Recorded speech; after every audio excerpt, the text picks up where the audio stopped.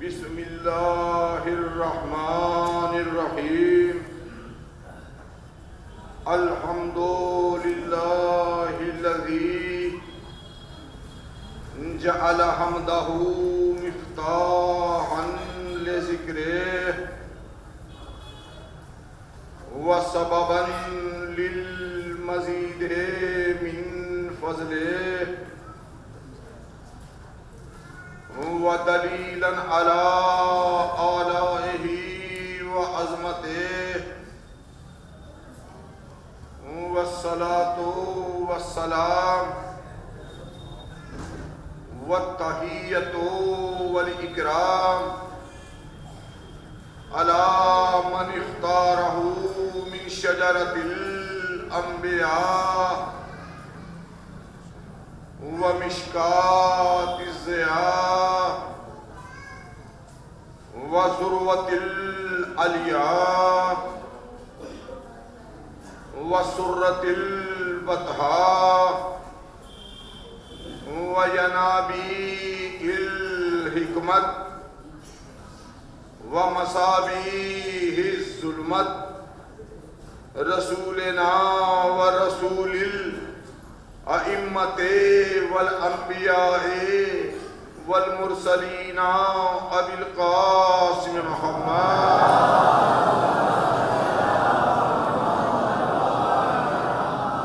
والصلاة والسلام والتحیۃ والإکرام علی اہل بیتہ الذین هم شجرۃ النبوۃ ومختلف الملائکہ ومحط الرسالہ ومعدن الرحمہ ولعنۃ اللہ علی اعدائہم اعداء اللہ لعنۃ دائمۃ لازمۃ ثابتۃ باقیۃ جاریۃ ساریۃ تامۃ نامیۃ متتابعہ من اول الدنیا الى قیام یوم الدین آمین یا الہ العالمین ثم آمین ثم آمین ثم آمین اما بعد فقد قال اللہ عز وجل فی کلامہ المبین بسم اللہ الرحمن الرحیم الف لام میم ذالک الکتاب لا ریب فیہ ھدی للمتقین صلوات پر محمد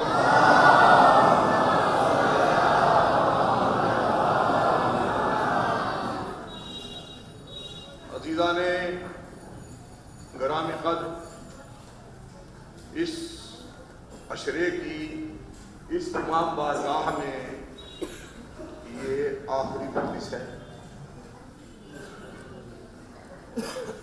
آپ حضرات نے نہایت توجہ کے ساتھ سنا، اور چونکہ امروہہ ہے مجھے بھی پڑھنے میں زیادہ دقت نہیں ہوتی۔ آج کی اس آخری مجلس میں مختصر فضائل قرآن کریم،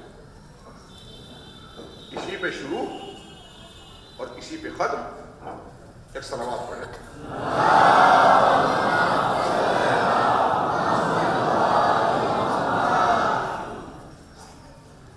ارشاد ہو رہا ہے سورہ مبارکہ بقرہ میں الف لام میم، یہ تو حروف مقطعات ہیں، ان کے معانی و تفسیر جز ائمہ اور رسول کوئی نہیں جانتا۔ ذالک الکتاب لا ریب فیہ، وہ کتاب جس میں کوئی شک نہیں ہے، یہ اہل تقویٰ کی ہدایت کے لیے نازل کی گئی۔ یہ ہوا صاف اور سادہ ترجمہ۔ الف لام میم یہ حروف مقطعات ہیں۔ مقطعات یعنی الگ الگ، تقطیع یعنی الگ الگ، الگ الگ رکھے گئے ہیں، لفظ نہیں بنایا گیا۔ الف لام میم، الف لام میم را، ہا میم عین سین قاف، کاف ہا یا عین صاد، حروف الگ الگ رکھے گئے، اس لیے کہا گیا انہیں حروف مقطعات۔ یہ حروف مقطعات کیوں نازل کیے گئے؟ علماء نے بہت سی وجوہ جو ہے بیان کی ہیں، کچھ وجوہ میں نے بھی تلاش کی ہیں۔ یہ حروف مقطعات نازل کیے گئے ہیں امت سے حق تفسیر بالرائے سلب کرنے کے لیے۔ نہیں پہنچا پایا؟ قرآن کریم کی ایک آیت دوسری آیت کی تفسیر کرتی ہے، بعض آیات کی تفسیر کرتی ہے، تو مجھے یا آپ کو کسی آیت کی تفسیر کا حق نہیں ہے، اس لیے کہ ہو سکتا ہے جو تفسیر میں اور آپ بیان کریں وہ دوسری آیت جو تفسیر بیان کرنا چاہتی ہے اس کے خلاف ہو۔ تو حروف مقطعات جو ہیں ان کے معنی بھی ہے، تفسیر بھی ہے۔ ممکن ہے کہ آپ اگر کسی آیت کی تفسیر بیان کریں تو اس آیت کی جو آپ نے تفسیر بیان کی ہے وہ تفسیر اس تفسیر کے خلاف ہو جو حروف مقطعات لیے ہوئے ہیں۔ تو حروف مقطعات نازل کر کے قیامت تک کے لیے امت سے تفسیر بالرائے کا حق سلب کر لیا، یعنی اب کسی کو سوائے محمد و آل محمد کسی کو بھی حق تفسیر حروف مقطعات نہیں۔ ایک، اگر کوئی غیر مسلم سوال کرے کہ آپ کے قرآن کریم میں آیہ کریمہ ہے فَاسْأَلُوا أَهْلَ الذِّكْرِ إِن كُنتُمْ لَا تَعْلَمُونَ، تم ذکر والوں سے پوچھو، اہل ذکر سے پوچھو اگر تم نہیں جانتے ہو۔ آپ بتلائیے کہ ان حروف مقطعات کے معنی کیا ہے، ان حروف مقطعات کی تفسیر کیا ہے۔ اس لیے قرآن نے کہا ہے کہ ایک جماعت ہے اہل ذکر کی، تم جو نہیں جانتے ہو ان سے پوچھ لو، یعنی ان کے پاس ہے تو کیا جواب ہے؟ اس کا مطلب یہ ہوا کہ حروف مقطعات نازل کیے گئے ہیں اس واسطے بھی کہ قیامت تک اس بات وجود اہل ذکر رہے، کہ قیامت تک اہل ذکر ہیں، حروف مقطعات ثابت کر رہے ہیں۔ کل شیء احصیناہ فی امام مبین، ہم نے ہر چیز کا احصاء امام مبین میں کر دیا ہے۔ جب ہر چیز کا احصاء کر دیا ہے تو حروف مقطعات کی تفسیر کون ہے؟ وہ امام مبین، جس سے پوچھیں۔ قرآن کہہ رہا ہے کہ امام مبین ہے اور عقل کہہ رہی ہے کہ یہ حروف ابس نازل نہیں کیے گئے، ان کے معنی بھی ہیں، ان کی تفسیر بھی ہے۔ کہاں ہے؟ کس سے پوچھیں؟ تو اس کا مطلب یہ ہوا کہ حروف مقطعات قیامت تک کہ یہ کہتے رہیں گے کہ ایک امام مبین ہے، اس کے در پہ جاؤ اور اس سے پوچھو ہماری تفسیر اور ہمارے معنی، یعنی اس بات امامت کے لیے۔ اور وارثان کتاب، توضیح نہیں کروں گا، وارثان کتاب اور غیر وارثان کتاب میں امتیاز کرنے کے لیے حروف مقطعات نازل فرمائے گئے ہیں۔ جو معنی بتلا دے وہ وارث کتاب ہے، اور جو بتا نہ پائے صلوات محمد علیہ۔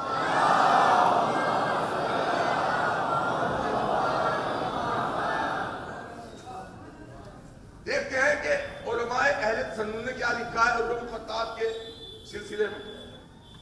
علامہ آلوسی روح المعانی میں اور قبلہ یہ تفسیر تسنیم میں نقل کیا ہے حیدر الجواد آمکی نے حروف مقطعات کی جہاں وجود بیان کی.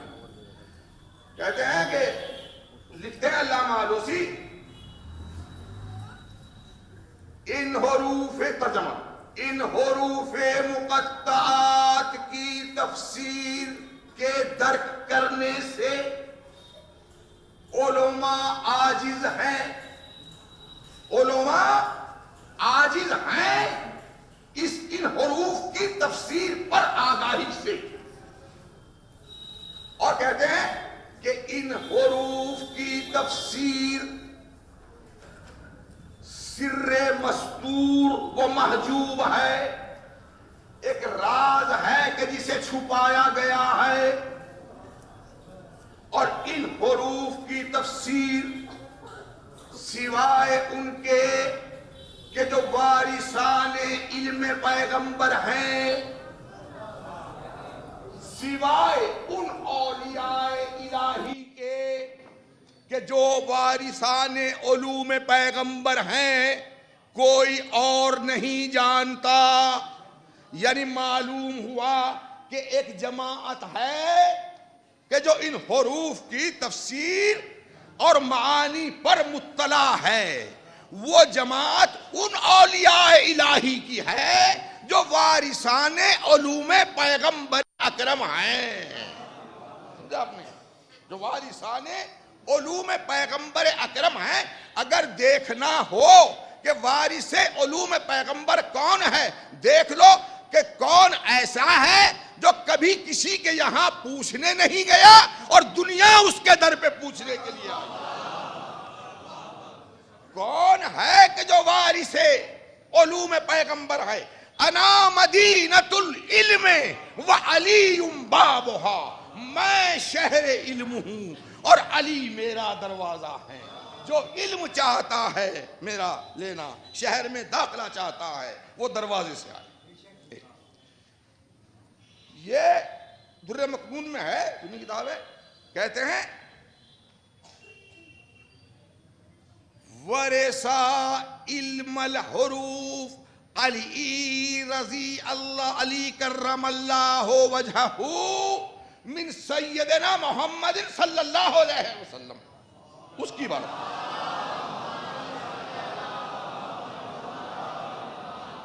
کہ علم حروف میراث میں امیر المومنین علی نے پیغمبر خدا سے پایا ہے. میراث میں پایا ہے. اس کا مطلب یہ ہیں وہ افراد کہ جو حروف مقطعات کے معنی کو جانتے ہیں. محی الدین ابن عربی متعصب لکھتا ہے حروف مقطعات کے معانی وہی لوگ جانتے ہیں جنہیں اللہ نے اپنی صورت پر پیدا کیا ہے. جنہیں اللہ نے اپنی صورت پر پیدا کیا ہے، یعنی جو وجہ اللہ ہیں. کون ہے وجہ اللہ؟ سوائے آل محمد کوئی وجہ اللہ ہے؟ تو کہتا ہے کہ ان حروف کی تفسیر وہ لوگ جانتے ہیں جنہیں اللہ نے اپنی صورت پر پیدا کیا ہے اور مقام خلافت پر وہی قابض ہیں. مقام خلافت پر وہی قابض ہیں. تو ایک معیار معلوم ہوا کہ اگر خلافت کے بارے میں معلوم کرنا ہو کہ کون متمکن بر خلافت ہے اور کون نہیں ہے، حروف مقطعات کے معنی و تفسیر پوچھ لو. اگر بتائے تو خلیفہ ہے اور اگر نہ بتا پائے تو کچھ بھی نہیں ہے. صلوات بر محمد و آل محمد.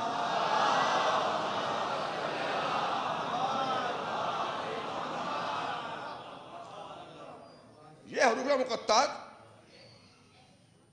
نور الثقلین میں یہ حدیث کہ فرمایا مولانا بالمؤمنین نے لِكُلِّ كِتَابٍ صَفْوَةٌ وَصَفْوَةُ الْقُرْآنِ حروف التحجی.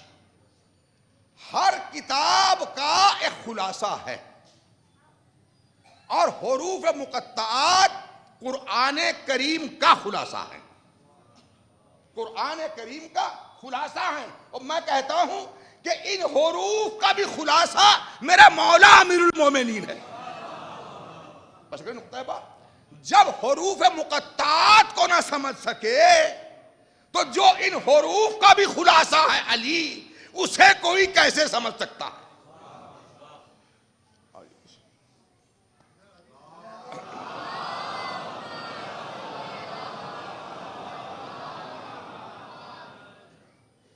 ایک حدیث تفسیر البرہان میں نقل کی ہے، مولا امام صادق علیہ السلام سے، آ رہے ہیں اللہ کے نبی نے فرمایا لما بعث اللہ موسیٰ ابن عمران ثم من بعدہ الانبیاء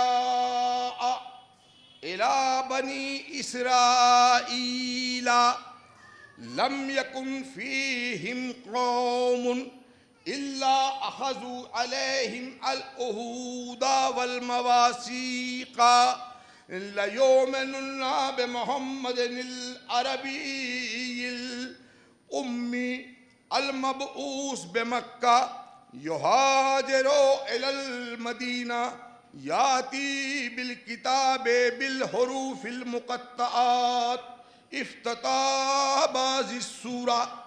فرمایا معصوم نے کہ جب اللہ نے حضرت موسیٰ ابن عمران کو مبعوث برسالت فرمایا اور آپ کے بعد دوسرے انبیاء بھیجے بنی اسرائیل کی طرف، تو کوئی امت ایسی نہیں بچی کہ جس امت سے ان انبیاء نے عہد نہ لیا ہو، پیمان نہ لیا ہو کہ وہ سب محمد عربی امی مکی پر ایمان لائیں گے، کہ جو مکے میں مبعوث ہوں گے اور مدینے کی طرف ہجرت کر کے جائیں گے، اور جنہیں خداوند عالم ایک ایسی کتاب عطا فرمائے گا کہ جس کتاب کے بعض سوروں کی ابتدا حروف مقطعات سے ہوگی۔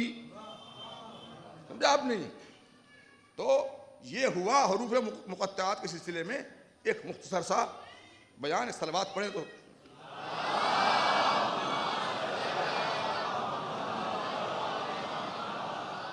تدریس چھوڑے ہوئے عرصہ ہو گیا۔ ارشاد ہوا الف لام میم ذالک الکتاب لا ریب فیہ، وہ کتاب، ذالکا اس میں اشارہ بعید ہے، دور کی طرف جب اشارہ کرنا ہوتا ہے عربی میں ذالکا لاتے ہیں، اور جب قریب کی طرف اشارہ کرنا ہوتا ہے تو ھذا لاتے ہیں۔ ذالک الکتاب، حبیب وہ کتاب کہ اس میں کوئی شک نہیں ہے۔ قرآن ہمارے ہاتھوں میں ہے، گود میں ہے، آنکھوں سے لگا رہے ہیں، سر پہ رکھ رہے ہیں، یہ قرآن یہ ہے یا قرآن وہ ہے؟ تو فرمایا ذالک الکتاب، وہ کتاب، کیا مطلب؟ مولانا عمار علی صاحب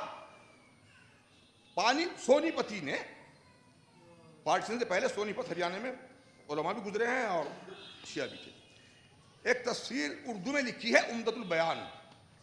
یہ جب میں نے ذاکری شروع کی تب کبھی پڑھی تھی، شاید 30 سال ہو گئے پڑھا تھا اس روایت۔ وہ کہتے ہیں کہ اللہ نے عالم انوار میں، آپ کی طرف بھی آ رہے ہیں، عالم انوار میں اپنے نبی سے وعدہ فرمایا تھا کہ جب ہم تمہیں دنیا میں بھیجیں گے تو ایک ایسی کتاب دے کر بھیجیں گے جو تمام کتب کو منسوخ کر دے گی۔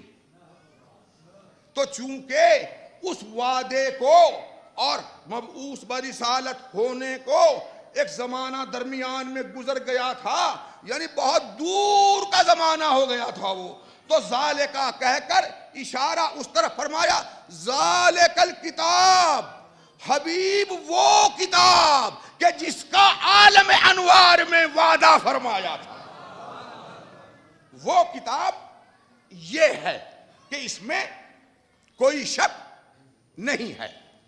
تو ذالکا اس لیے فرمایا، یا ذالکا اس لیے فرمایا، آپ حضرات ہیں کہ تنزل کی نزول کی قسمیں ہیں، نزول کی قسمیں ہیں۔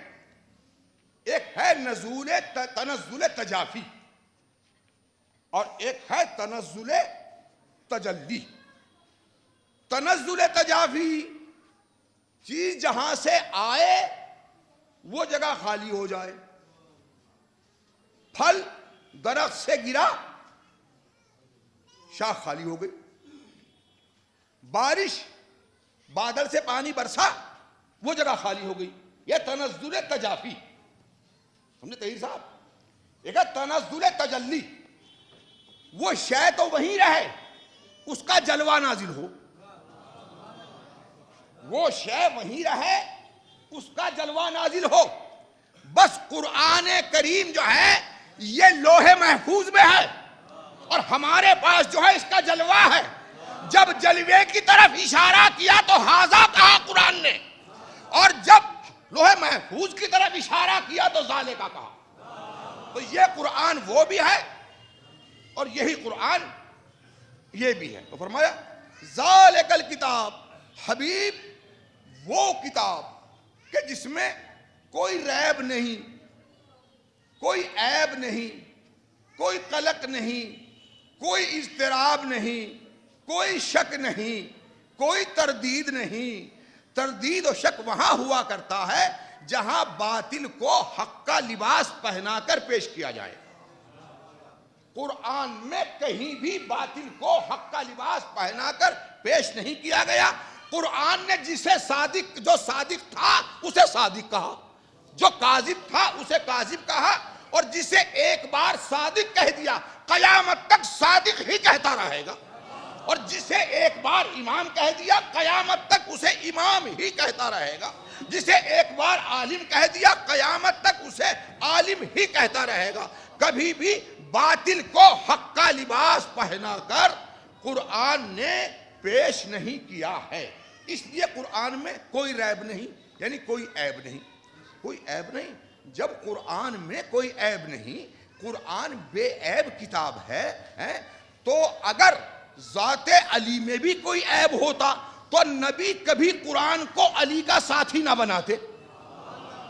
علی مع القرآن والقرآن مع علی، علی قرآن کے ساتھ ہیں اور قرآن علی کے ساتھ ہے۔ بے عیب کا ساتھی عیب دار کو نہیں بنایا جاتا۔ اس کا مطلب یہ ہے جس طرح قرآن بے عیب ہے اسی طرح میرا مولا بے عیب ہے۔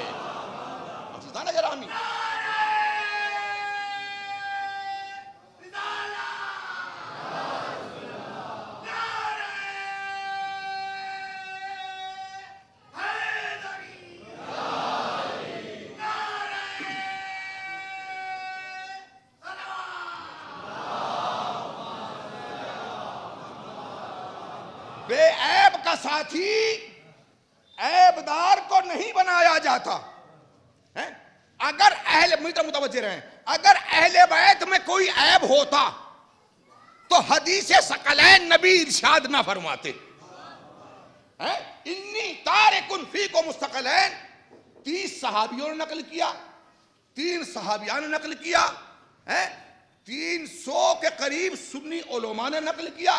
حدیث ثقلین کو اللہ کے نبی نے اپنی حیات طیبہ کے 5 بار، حیات طیبہ میں 5 بار اس حدیث کو ارشاد فرمایا، میں تمہارے درمیان 2 سب سے نفیس چیزیں چھوڑے جا رہا ہوں، ایک کتاب الہی ہے، دوسرے میری اطرت کے جو میرے اہل بیت ہیں۔ جب تک تم ان دونوں سے چمٹے رہو گے، چپکے رہو گے، اقتدا کرتے رہو گے، تاسی کرتے رہو گے، ان کے اعمال کے مطابق اعمال کرتے رہو گے، ان کے اقوال سنتے رہو گے، اس پہ عمل کرتے رہو گے، تو تو نبی ضمانت دیتا ہے کہ میرے بعد تم ہرگز ہرگز گمراہ نہ ہوگے. اور یہ دونوں قرآن و اہل بیت لن یتفرقا، یا نسخہ بدل لن یفترقا حتی یردا علی الحوض. حوض کوثر تک قرآن و اہل بیت ایک دوسرے سے الگ نہ ہوں گے. حوض کوثر تک قرآن اہل بیت کے ساتھ ہے، اہل بیت قرآن کے ساتھ ہیں. قرآن ہے بے ریب، قرآن ہے بے عیب. اہل بیت کا ساتھی حوض کوثر تک بنایا جانا دلیل ہے. حوض کوثر تک اہل بیت میں کوئی عیب پیدا نہیں ہوگا. عزیزان گرامی، اہل بیت یعنی فاطمہ بے عیب، حسن بے عیب، حسین بے عیب. صلح کریں تو وہ بھی عیب سے خالی، جہاد کریں تو وہ بھی عیب سے خالی. امام سجاد بے عیب، محمد باقر بے عیب، جعفر صادق بے عیب، موسی کاظم بے عیب، علی رضا بے عیب، محمد تقی بے عیب. یہ پورا سلسلہ بے عیب ہے. بے عیب کے مقابل بے عیب نہیں آیا کرتا، بے عیب کے مقابل پر عیب دار آیا کرتا ہے. اس کا مطلب یہ ہوا اہل بیت کے مقابل جو آئے وہ بے عیب نہیں تھے. صلوات محمد.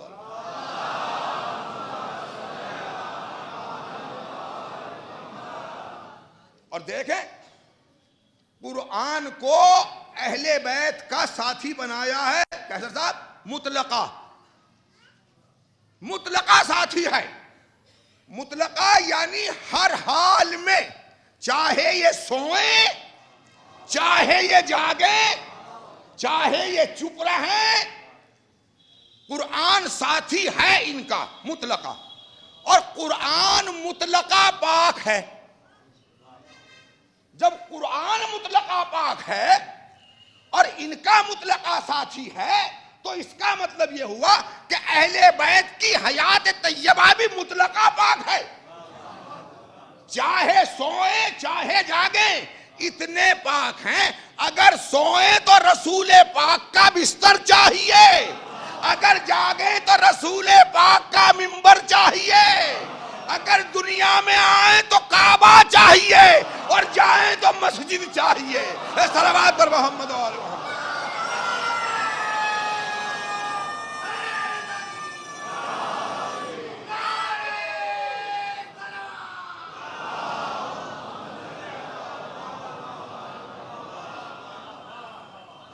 تو فرمایا ذالک الکتاب، حبیب وہ کتاب کہ جس میں کوئی شک نہیں ہے. وہ کتاب یہ ہے ھدی للمتقین، اہل تقوی کے لیے سرچشمہ ہدایت ہے قرآن. قرآن کی عظمت کے لیے یہی کافی ہے کہ غیر متقی اس سے ہدایت نہیں لے سکتا. جس طرح قرآن متقین کے لیے ہدایت ہے، اسی طرح میرا مولا اہل تقوی کے لیے امام ہے.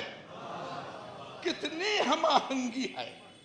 وہاں بھی تقوی والوں کے لیے ہے اور یہاں بھی مولا تقوی والوں کے لیے ہے. یہ تو سنا. اب قرآن کریم پڑھنے کی تھوڑی فضیلت بھی سن لیں. صلوات پڑھیں.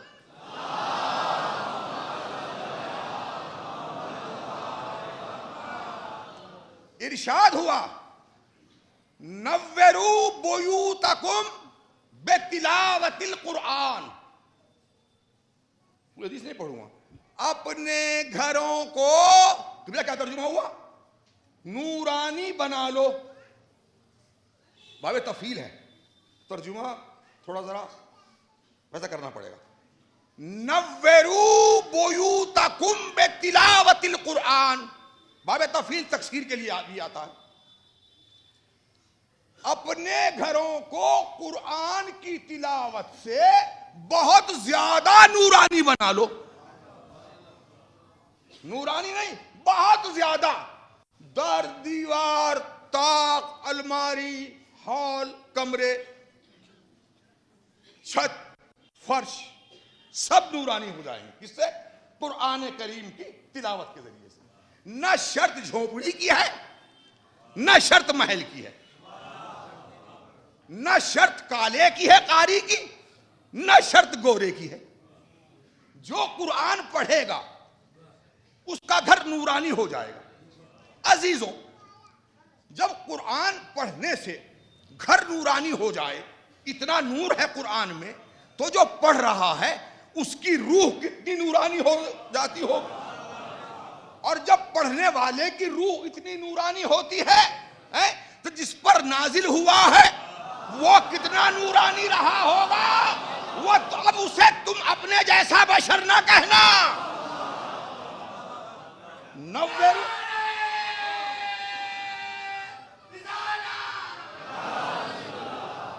نوّروا بتلاوت القرآن. شادی ہونے والی ہے لڑکے کی، لڑکی کی، محلے میں بھائی مہمان آئیں گے، محلے میں شادی ہے، گھر پہ رنگ کراؤ، روغن کراؤ، سامان سب کنارے، ہزاروں روپے کا خرچ اور ڈیوٹی الگ. اور یہ ذمہ داری نہیں کہ مہمان اس رنگ کو صحیح حالت پہ چھوڑیں گے یا خراب کریں گے. ہے یا نہیں ہے؟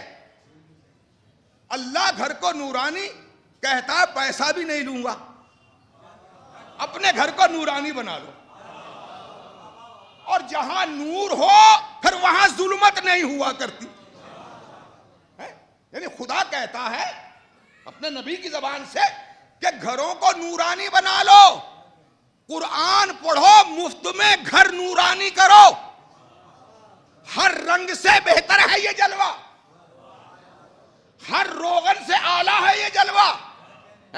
عزیزوں، جس کا گھر قرآن کی صدا سے نورانی ہو جائے، اس کا مطلب یہ ہے کہ وہ شخص اللہ کے رنگ میں رنگا گیا، یعنی صبغت اللہ ہو گیا. بھی ہے نوّروا بیوتکم بتلاوت القرآن. فرمایا حدیث میں، جن گھروں میں، اپنے نوجوان بھائیوں کے لیے، خدا کے لیے اس مجلس کو یہاں چھوڑ کے نہ جانا. گھر جانا تلاوت کلام پاک پابندی سے کرنا.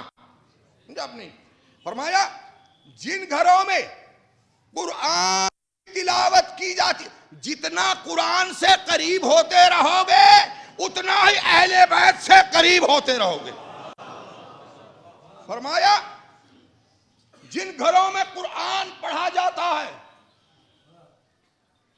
وہ گھر آسمان والوں کو اس طرح نظر آتے ہیں چمکتے ہوئے جیسے زمین والوں کو ستارے نظر آتے ہیں چمکتے ہوئے. اللہ اکبر. اگر جھونپڑی بھی ہے تو چمکتے ہوا نظر آئے گا، ستارہ چمک رہا ہے. اب جھونپڑی نہیں ہے، وہ اب وہ ستارہ ہے. یعنی فرشتے بھی پہچان نہیں پا رہے ہیں کہ جھونپڑی ہے، کہہ رہے ہیں ستارہ ہے. یہ قرآن کی برکت سے. عزیزو، جب قرآن کی برکت سے یہ جھونپڑی ہے اور یہ محل جھونپڑی نما نہیں، یہ ستارہ نظر آنے لگے تو جن کے گھر میں قرآن نازل ہوا ہے، ستارہ اگر ان کے گھر میں آ جائے تو کیا جائے تعجب ہے. کوئی تعجب کی بات نہیں آئے. کوئی ذرا گرامی، اگر کوئی قرآن پڑھ رہا ہے تو گھر چمک رہا ہے. اگر جھونپڑی میں پڑھا جا رہا ہے تو وہ جھونپڑی بہتر ہے اس قصر شاہی سے کہ جہاں قرآن نہیں پڑھا جا رہا. ذرا گرامی، قرآن کریم ارشاد فرمایا حدیث میں، صلوات پڑھیں تو بیان کریں.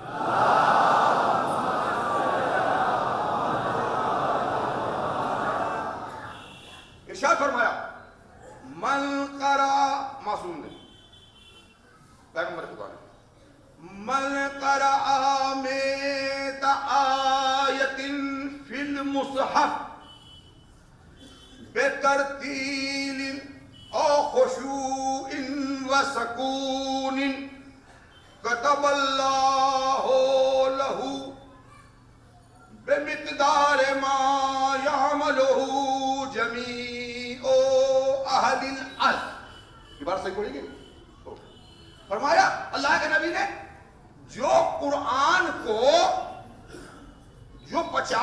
آیتیں دیکھ کر پڑھے، مصحف جو آیتیں دیکھ کر پڑھے، عزیزوں دیکھ کر پڑھے یعنی قرآن کھول کر پڑھے۔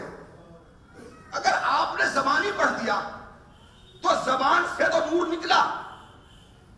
معصوم چاہتے ہیں قرآن کو اپنے ہاتھ میں لے تاکہ اس کے ہاتھ بھی نورانی بنے، اپنی گود میں رکھے، اس کی گود بھی نورانی بنے، اس کا پورا وجود نورانی بنے۔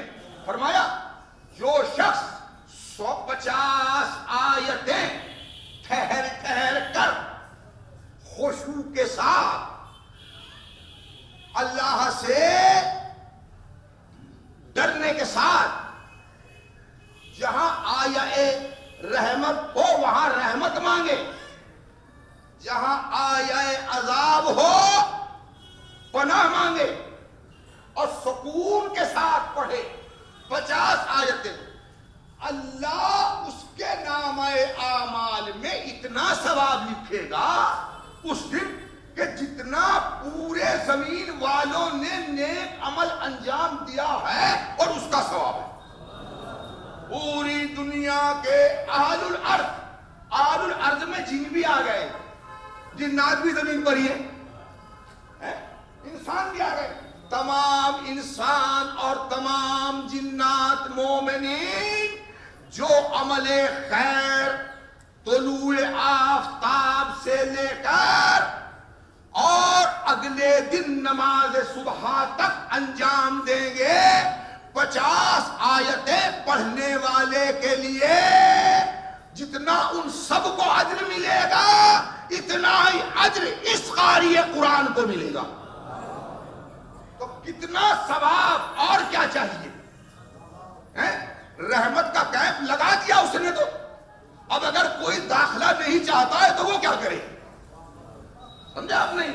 نہ پیسہ دینا ہے نہ روپیہ دینا ہے، سردی ہے، کمبل لحاف رضائی اوڑھے ہوئے پڑھتے رہیں، اٹھ کر جانا بھی نہیں ہے۔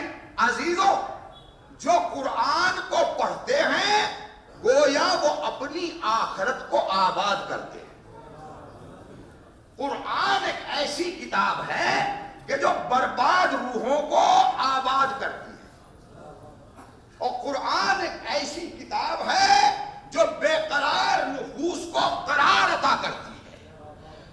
ذاکرین کے نقطوں سے اہل بیت تک پہنچنے والے نہیں ہیں۔ اہل بیت معمولی شخصیات نہیں ہیں کہ کوئی بھی آئے اور نقطہ کھڑے اور آپ کو پہنچا دے۔ اہل بیت تک آپ قرآن کے ذریعے پہنچیں گے اور اہل بیت کے ذریعے قرآن تک پہنچیں گے۔ آیہ مبالغہ پہنچائے گی صادقین تک، آیہ تطہیر پہنچائے گی مطہرین تک، آیہ ولایت پہنچائے گی ولی تک، آیہ بلغ پہنچائے گی غدیر کے مولا تک، سورہ دہر پہنچائے گی سخیہ تک، سورہ دہر پہنچائے گی محسنہ تک، سورہ دہر پہنچائے گی مشکورہ تک، سورہ دہر پہنچائے گی اہل بیت علیہ السلام تک، سورہ والفجر پہنچائے گی امام حسین تک، سورہ کوثر پہنچائے گی فاطمہ تک۔ عزیزوں قرآن کریم پڑھتے رہو، اہل بیت سے قریب ہوتے رہو۔ صلوات پر محمد۔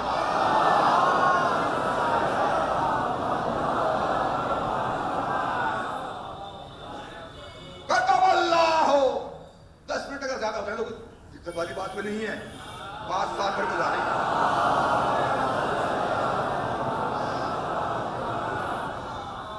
یعنی اللہ کے نبی نے کس طریقے سے بلایا ہے کہ بندے ثواب اب لے لے، اب لے لے۔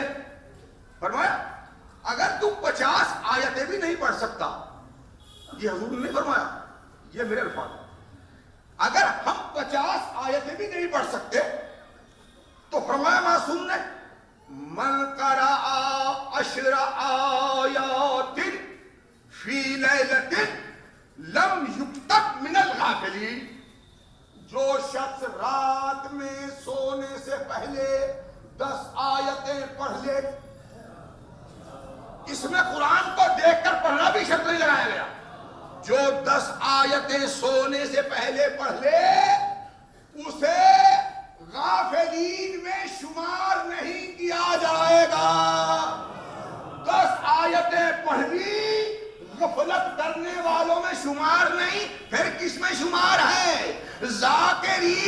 شمار ہے، بندہ سو رہا ہے، کرامن کاتبین لکھ رہے ہیں، یہ بندہ ذکر خدا کر رہا ہے، ذکر خدا کر رہا ہے، ذکر خدا کر رہا ہے، ذکر خدا کر رہا ہے، یعنی 10 آیتیں پڑھ کے سویا اور رات بھر گویا مصروف عبادت ہے۔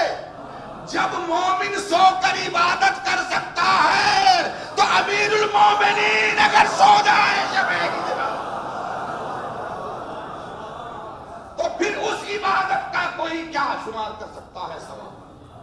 تو فرمایا لم یکتم من الغافلین، غفلت کرنے والوں میں شمار، سمجھے آقا صاحب، غفلت کرنے والوں میں شمار نہیں ہوگا۔ اگر قرآن نہیں پڑھے ہوئے ہو، قل ہو واللہ تو بچوں کے یاد ہے، 2 دفعہ سورہ قل ہو واللہ ہی پڑھ کر سو جاؤ۔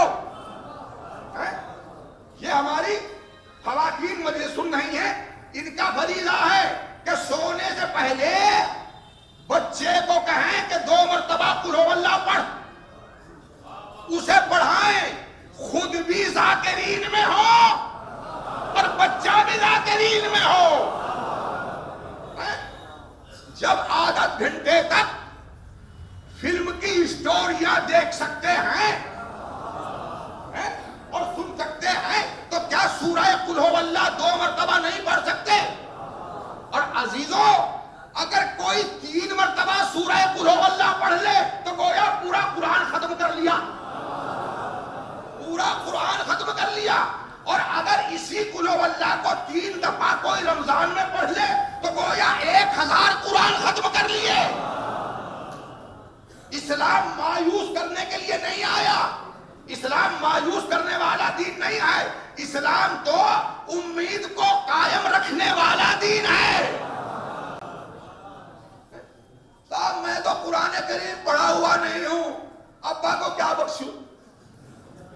اگر نہیں پڑھا ہوا ہے، قل ہو واللہ تو یاد ہے، جماعت میں تو جاتا ہے، اگر تیرے بھی یاد نہیں ہے تو میڈم سے گھر میں پوچھ لے، وہ دوہرا دیں گی، وہ پڑھیں گی، دوہرا دینا، اماں سے، بہنوں سے 3 مرتبہ سورہ قل ہو واللہ پڑھ کر بخش دے ابا کو، 1000 بار قرآن ختم کر کے گویا بخش دیا، 30 دن بخشے گا گویا 15 لاکھ قرآن کا ثواب، 15 لاکھ قرآن۔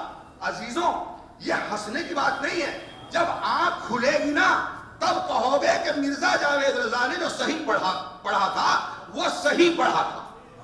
سمجھا آپ نے؟ 15 لاکھ قرآن رمضان میں فقط 5 منٹ لگیں گے۔ جس باپ نے اپنی پوری زندگی صرف کی ہے، کیا اس کے لیے 5 منٹ بھی نہیں ہے ہمارے پاس؟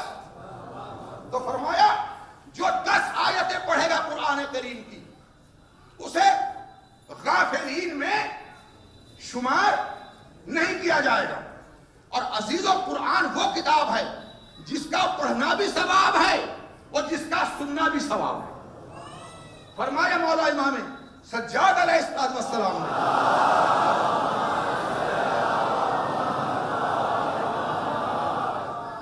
ان استماع حرفا من کتاب اللہ کتب لہو حسنہ، کتب لہو حسنہ۔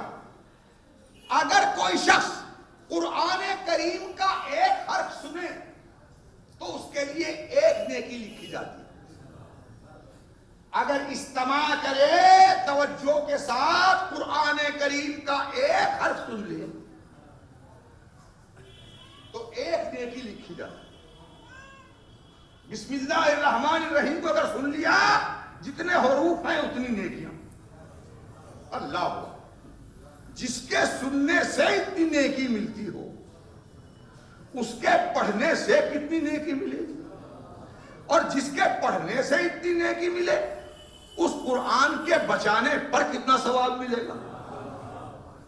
حسین ابن علی نے تو قرآن بچایا۔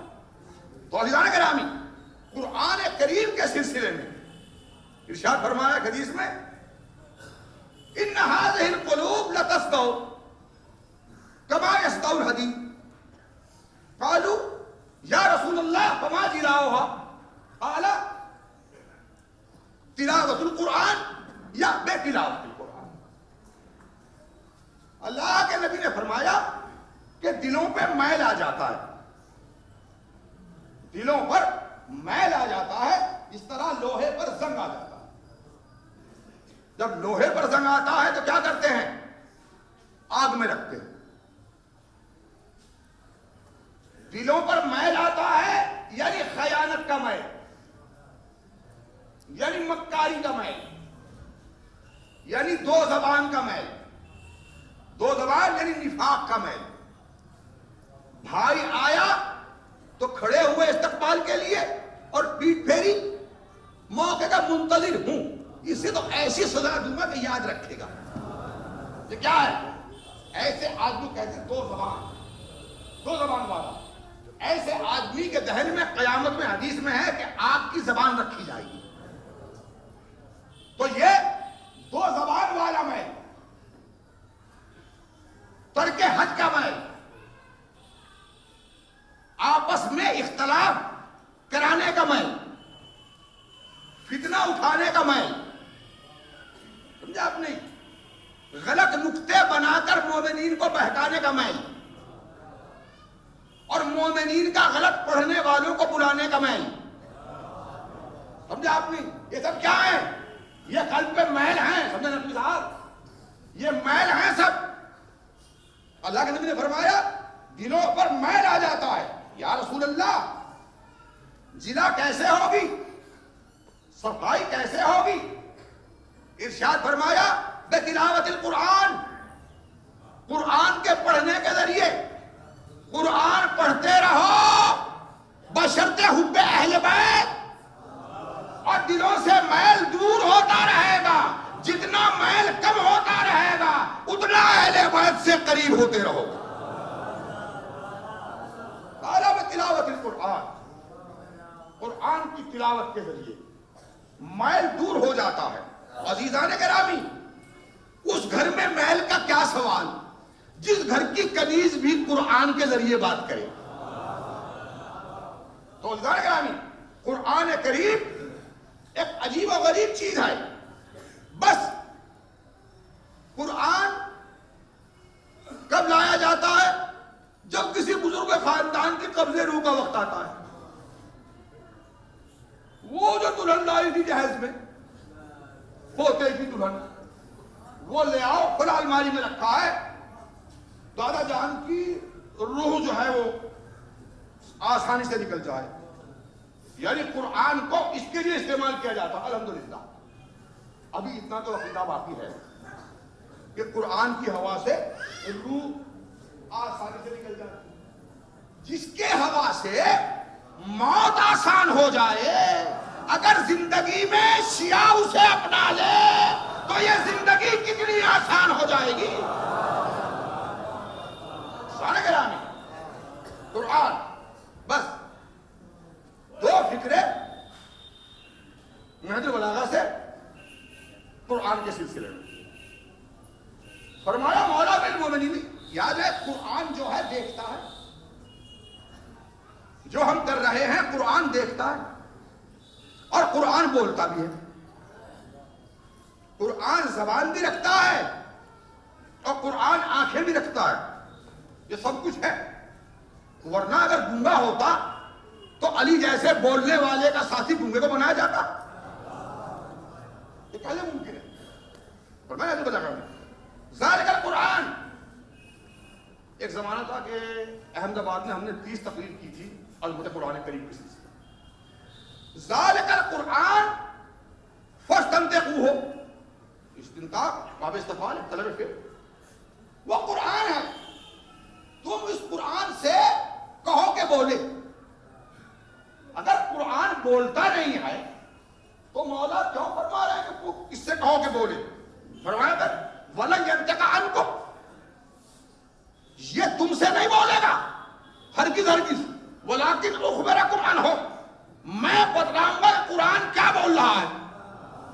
یعنی قرآن بولتا ہے مگر ہم سے نہیں بولتا, اہل بیت سے بولتا ہے قرآن کریم. اس لیے کیوں سردار سردار سے بولا کرتا ہے.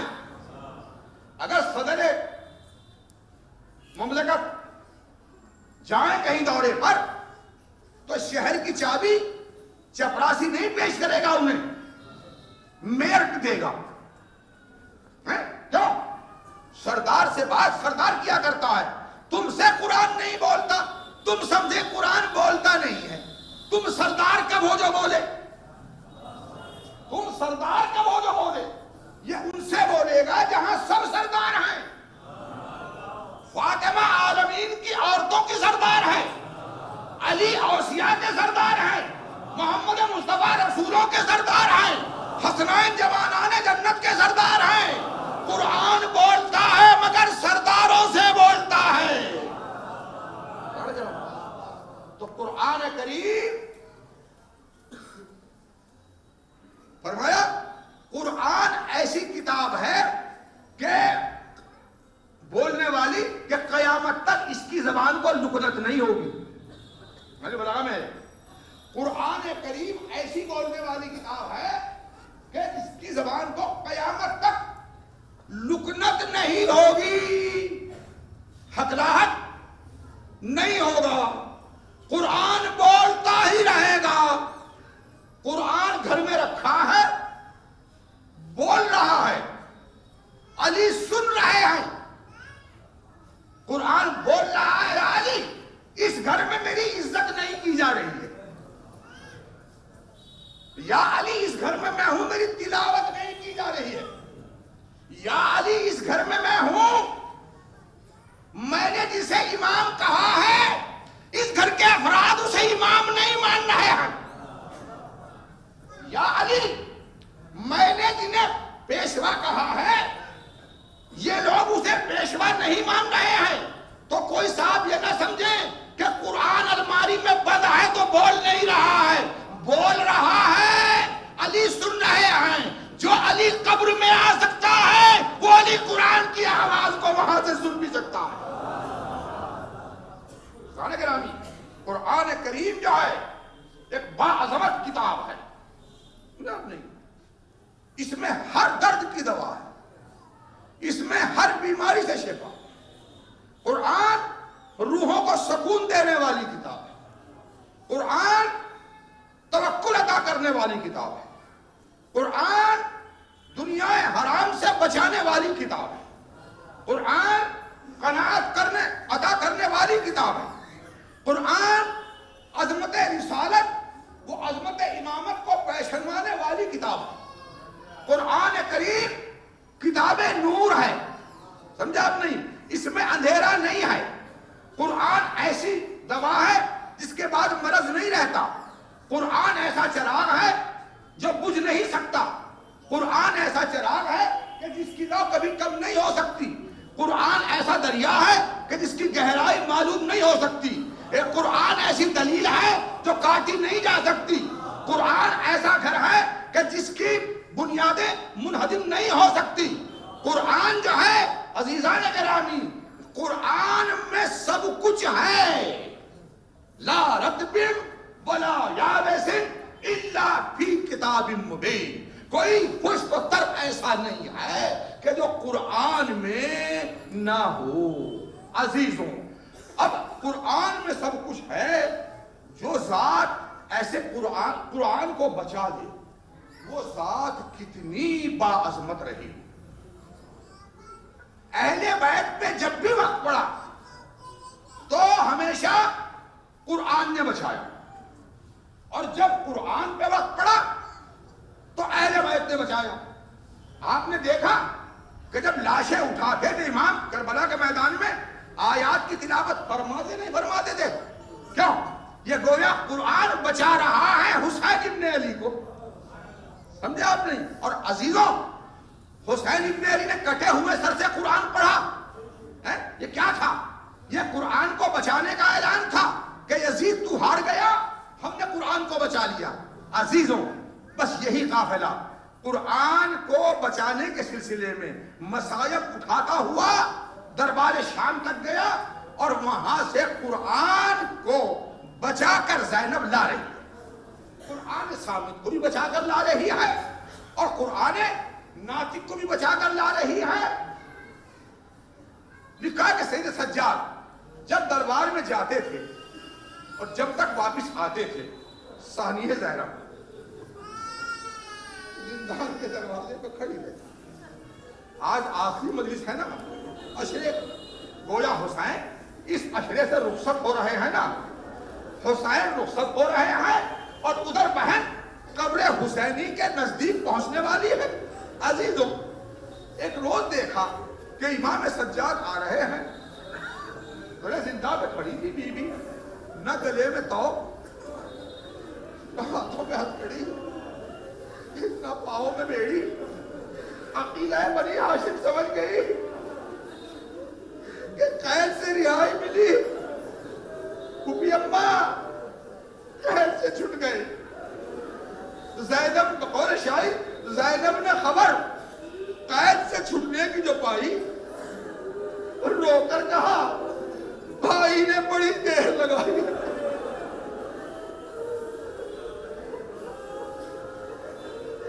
رو کر کہا بھائی نے بڑی دیر لگائی, اور چھٹنے کا تو وقت آیا مگر آئے نہ بھائی. بے سمت نبی لطف رہائی نہیں لوگوں, ارے زندہ سے نہ نکلوں گی کہ بھائی نہیں لوگوں. اللہ اکبر. امام سجاد, پھوپھی اماں قید سے رہائی مل گئی. ارے میرے اللہ, کیا پھر میں اپنے بھائی سے ملوں گی؟ کیا علی اکبر مجھے پھر سوال کرنے کے لیے آئے گا؟ کیا عباس پھر قناعت روکے گا؟ پھوپھی اماں مدینے جانا ہے یا کربلا جانا ہے؟ یزید نے کہا ہے, میں نے کہا ہے کہ میری پھوپھی کو اختیار ہے. بیٹا زینب کربلا جائے پہلے, اور اس سے بھی پہلے یزید سے کہو مکان خالی کرو 1 ہفتے کے لیے, تاکہ زینب اپنے بھائی پر آنسو بہا لے. مکان خالی ہو گیا. پڑھنا بہت آسان ہے. میں نے روایت بہت پڑھی, اپنی آنکھوں سے خود پڑھی, کہ 3 دن تک ثانیہ زہرا نے نہ کسی آنے والی سے کہا کہ بیٹھ جا, نہ جانے والی سے کہا ٹھہر جا. 3 دن 3 رات ثانیہ زہرا مسلسل روتی رہی. ایک لمحے کے لیے آنکھ سے آنسو نہ رکے, بی بی روتی رہی. ارے یہ تاریخ کی سب سے بڑی مجلس ہے جو 7 دن 7 رات چلی, اور اس میں زینب ذاکرہ ہے, زنان شام مقدرات اہل بیت, سامعین ہیں. 7 دن گزر گئے. پھوپھی اماں اب چلنا چاہیے. ہاں میرے لا, ہماریوں کا انتظام کیا گیا. روایت میں ہے کہ مخملی پردے لٹکائے گئے.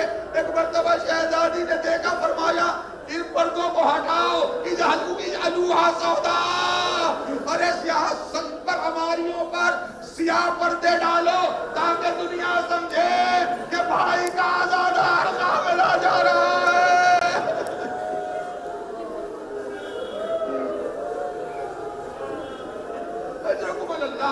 عزیزوں, قافلہ تیار ہے چلنے کے لیے. ایک مرتبہ رباب, بیٹا سید سجاد, میرے لال, ماں کی یہ خواہش ہے کہ مجھے ایک مرتبہ قید خانے میں لے چلو.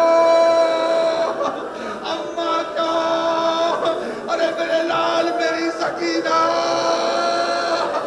قید خانے میں دفنانا. ذرا اپنی بچی کو خدا حافظ کر لوں.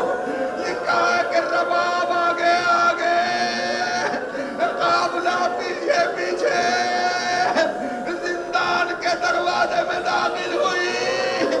قبر سکینہ نظر پڑی, ماں رونے لگی. ارے قبر سے لپٹ گئی. ارے سکینہ جا, جانے کا بڑا اشتیاق تھا۔ میری بچی اٹھو، ماں وطن جا رہی ہے۔ لپٹ گئی بیویاں، پھوپھیاں رو رہی ہیں، بہنیں رو رہی ہیں، ماں رو رہی ہے۔ ارے میرا مولا سجاد رو رہا ہے۔ بہن، اب میرے ہاتھوں میں زنجیر نہیں، آجا تجھے گود میں لے لوں۔ سکینہ،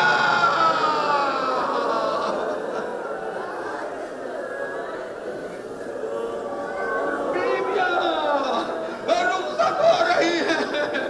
ارے میری لاڈلی، کچھ بابا کو پیغام دینا ہو۔ ارے شاید آواز آئی ہو پھوپھی اماں، جب کربلا سے گزرنا بابا اور چچا کی قبروں پہ میرا سلام کہہ دینا۔ عزیزوں، یہ قافلہ چلا، بس 2-3 منٹ اور قافلہ چلا۔ رات کو سفر کرتا، دن میں قیام کرتا، جسموں میں سفر کی طاقت گرمی میں باقی نہیں رہی تھی۔ 20 سفر کی صبح جو آنے والی ہے نا، نماز صبح سے پہلے جابر آ چکے ہیں، اور جابر نے اپنے غلام سے کہا، جابر نے، میرے غلام بتا دے میرے آقا حسین کی قبر کون سی ہے؟ کہتا ہے آقا کئی قبریں بنی ہیں۔ ارے کیسے سمجھوں کہ مولا کی قبر کون سی ہے؟ فرمایا میں قبروں کے بیچ میں کھڑے ہو کر سلام کروں گا، جس قبر سے آواز سلام آئے، جواب آئے، وہی میرے مولا کی قبر ہے۔ جابر آخر عمر میں نظر کمزور ہو گئی تھی، قبروں کے درمیان کھڑے ہوئے، السلام علیکہ یا ابا عبداللہ، مولا آپ پر سلام۔ ایک قبر سے آواز بلند ہوئی، السلام یا جابر، جابر تجھ پر بھی سلام ہو۔ اے غلام، اسی قبر پہ مجھے گرا دے، یہی میرا حسین ہے۔ لکھا قبر پہ جابر نے اپنے کو گرا دیا، اور جابر اس طرح گفتگو کر رہے تھے جس طرح زندہ زندہ سے بات کیا کرتا ہے۔ ایک مرتبہ صبح آنے والی ہے، ادھر سے قافلہ آ رہا ہے، شہزادی نے دیکھا امام سجاد پیدل ہو گئے۔ ارے میرے لال، تجھ میں پیدل چلنے کی طاقت کہاں؟ ارے پھوپھی اماں، بابا کا شہر آ گیا، ارے کربلا نزدیک آ گئی، بس کربلا کا نام سننا تھا۔ ارے سیدانیاں رونے لگی، بھیا تیری پردیسی بہن آ گئی، ماں جائے آپ اب تک نہ آئے، مجھے لے لے۔ ادھر قبر حسین کی درسنے لگی، آواز آئی، جابر ہٹ جا۔ اے میرے مولا، کیا کچھ گستاخی ہو گئی؟ فرمایا جابر نہیں، ارے میری غمزدہ بہنیں، ارے زینب ام کلثوم آ رہی ہے، مقابلہ قریب آ گیا۔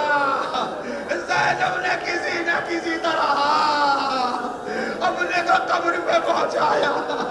ماں جائے، آپ کے لیے بہت سی سوغاتیں لے کر آئی ہوں بھیا، سفر سے سوغاتیں لاتا ہے نا آنے والا، یہ کہہ کر پریشانوں سے ردا ہٹا دی۔ ماں جائے، یہ میرے بازوؤں پر رسن کے دی، یہ میری کمان دروں سے نیلی، بھیا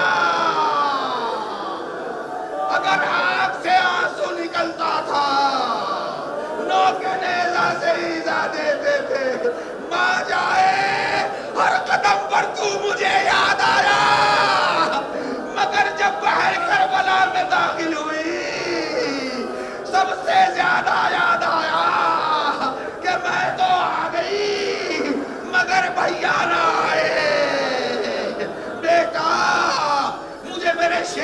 قبر پہ بھی لے چل، قبر عباس پہ لائے۔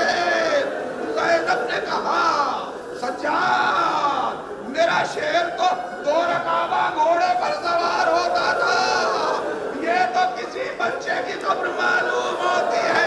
ارے بوبی اماں، چچا کو ٹکڑے ٹکڑے کر دیا گیا تھا،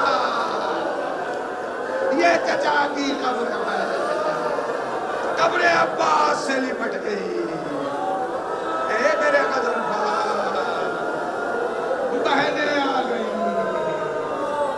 ذرا کچھ حال تو پوچھو، زندہ کی واردات تو معلوم کرو۔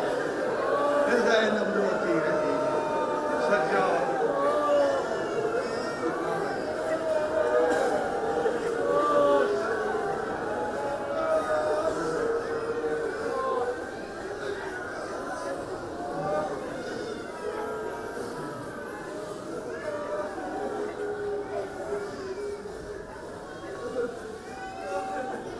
خدایا اپنے واسطہ اہل بیت اطہار کا اس عشرۂ فضا کو ہم سے قبول، پروردگارا ہمیں اس کے اجر کثیر و عظیم مرحمت فرما۔ جو دوستان اہل بیت بیمار ہیں شفا عطا فرما، جو مقروض ہیں قرض سے نجات عنایت فرما، جو پریشان حال ہیں ان کی پریشانی کو دور فرما۔ پروردگارا جو مرحومین ہو چکے ہیں اس ذکر کے صدقے سے ان کی برزخ کی منزلوں کو آسان فرما، اس ذکر کی برکت سے ان کے سیئات کو مبدل بحسنات، ان کی قبروں کو ذکر قرآن کے نور سے نورانی فرما، ان کی قبور کو کشادہ فرما، ان کے اعزاء و اقارب کو ان کے لیے اعمال صالحہ بجا لانے کی توفیق نصیب فرما۔ رہبر معظم و جملہ علماء اعلام کی عمروں کو مع الخیر والعافیت والصحت والسلامت طولانی فرما۔ جمہور اسلامی کو شر ظالمین و خائنین و حاسدین و منافقین سے محفوظ فرما، اتباع عالیات کی حفاظت فرما، زائرین کی حفاظت فرما۔ پروردگارا جو مومنین زیارت قبر امام حسین علیہ السلام کے لیے گئے ہوئے ہیں انہیں ساتھ خیریت کے اپنے وطن آنا نصیب۔ پروردگارا اسرائیل و جملہ دشمنان اسلام کو نابود فرما، امام زمانہ کو ہم سے راضی و خوشنود فرما، حضرت کے ظہور میں تعجیل فرما، مجھے اپنی زندگی کے آخری سانس تک نشر فضائل و مصائب آل محمد و اخلاص قلب و روح پڑھنے کی توفیق نصیب فرما۔ ہمارے ملک کی سرحدوں کی حفاظت فرما، ان ذاکرین کو سچ پڑھنے کی توفیق نصیب فرما، ان سامعین کے شعور سماعت کو مطابق قرآن و سنت بنا دے۔ ربنا تقبل منا انک انت السمیع العلیم، یا الذین ظلموا ایہم